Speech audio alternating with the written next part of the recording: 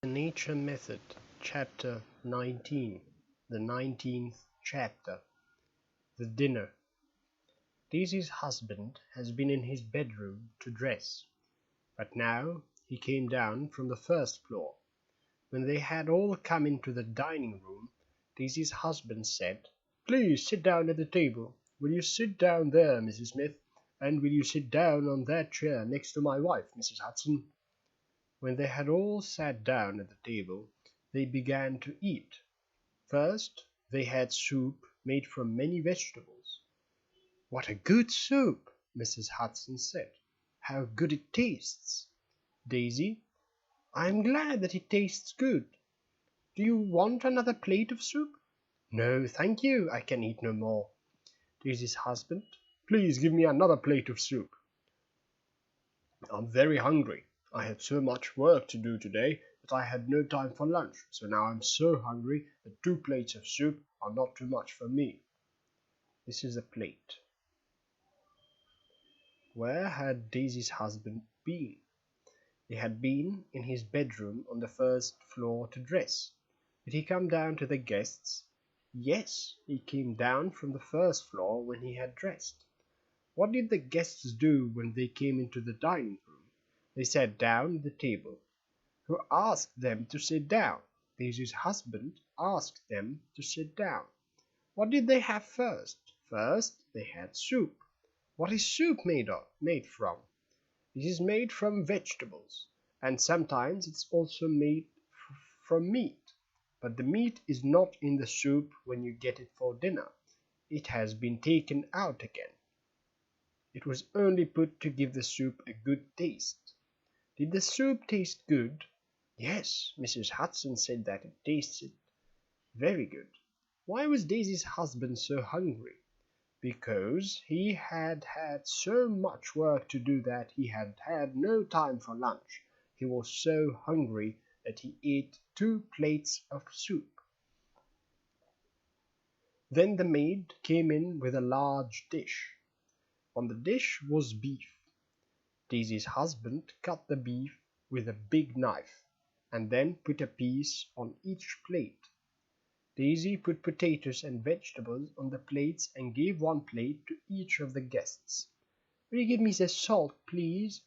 said Mrs. Hudson to Mrs. Smith. "I like salt, both in the soup and with the meat." With the beef they had wine. Daisy's husband poured wine into the glasses from a big bottle, and when he had tasted it, he said, "Oh, it would make a new and better man of me to have such a glass of wine every day. Water is good to drink for people who are thirsty, but wine is better." Then they had ice cream, and when they had gone into the sitting room, a cup of coffee was ready there for each of the guests. Who came into the dining room with the dishes? The maid came into the dining room with the dishes. This is the maid with the dishes. This is the knife, a fork, and a spoon. So, Daisy's husband used a large knife to cut the beef. This is a cup of coffee. That's a bottle, and this is a glass. Who came into the dining room with the dishes? The maid came into the dining room with the dishes. Is there a maid in every home? No, it is only people with big houses where there is much work to do who have maids. Who cut the beef? Daisy's husband cut the beef. What do people use knives for? A knife is used to cut the food into pieces before it is put into the mouth. Do they use knives to put the food into their mouth? No, they use forks. A fork is used to put the food into the mouth. Do people also use forks when they eat soup? No, then they use spoons. A spoon is used for soup. Spoons are also used to put sugar in tea or coffee, but they are smaller than the spoons which are used for soup, and they are called teaspoons. What do people drink when they are thirsty? They drink water, but sometimes, for instance, at parties, they drink wine. Who took the bottle and poured wine into the glasses? Daisy's husband took the bottle and poured the wine into the glasses. What did the guests have after the beef? They had ice cream. What did they have in the sitting room? They had a cup of coffee. After the coffee, the guests had a good long talk together. Mrs. Smith talked to Daisy about her 3 children, and Daisy's husband had a good talk with Mrs. Hudson about his work. Later in the evening, they had birthday chocolate. "Oh, I have eaten so much for dinner," Daisy's husband said. "Must I have chocolate too?" "Daisy, it is my birthday, and you must have chocolate too."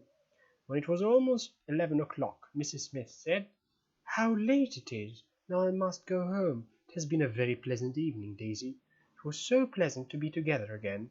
"Yes, I was glad to see you again, too." What did the guests do after the coffee?